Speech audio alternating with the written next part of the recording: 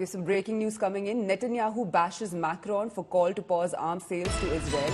Israeli Prime Minister Benjamin Netanyahu denounced French President Emmanuel Macron's proposal for an arms embargo on Israel and questioned whether Iran had restricted weapons deliveries to its proxies. Netanyahu has said Israel will win with or without you, but your shame will reverberate long after we win. Let's take a listen.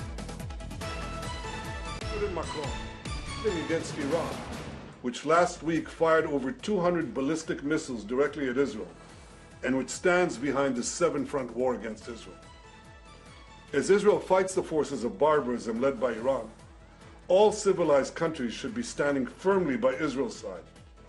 Yet President Macron and some other Western leaders are now calling for an arms embargo against Israel. Shame on them. Is Iran imposing an arms embargo on Hezbollah, on the Houthis, on Hamas, and on its other proxies? Of course not. The axis of terror stands together. But countries who supposedly oppose this terror axis call for an arms embargo on Israel. What a disgrace. Well, let me tell you this. Israel will win with or without their support. But their shame will continue long after the war is won. For in defending ourselves against this barbarism, Israel is defending civilizations against those who seek to impose a dark age of fanaticism on all of us.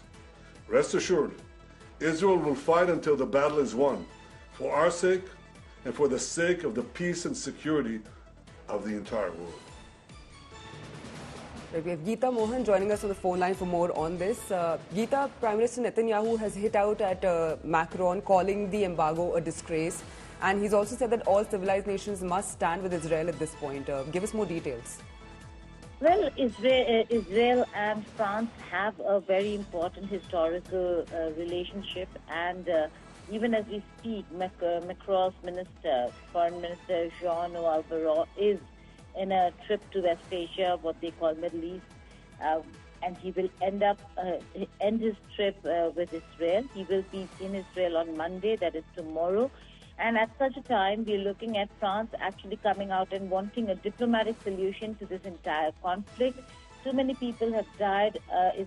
France might not be the lead weapons provider for Israel, but it's calling for a ban on sales or halt on sales of weapons to Israel in order to ensure or push Israel to the negotiating table. And that's why we're looking at a Netanyahu, a very different, very changed Netanyahu that has who's become very aggressive and has come out and in no uncertain terms called Macron's statements a disgrace and has said shame on them. So yes, we are looking at strained diplomatic ties even ahead of the foreign minister's visit.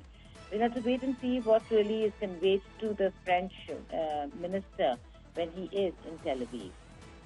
Absolutely, Geeta. Thanks for bringing us all those details.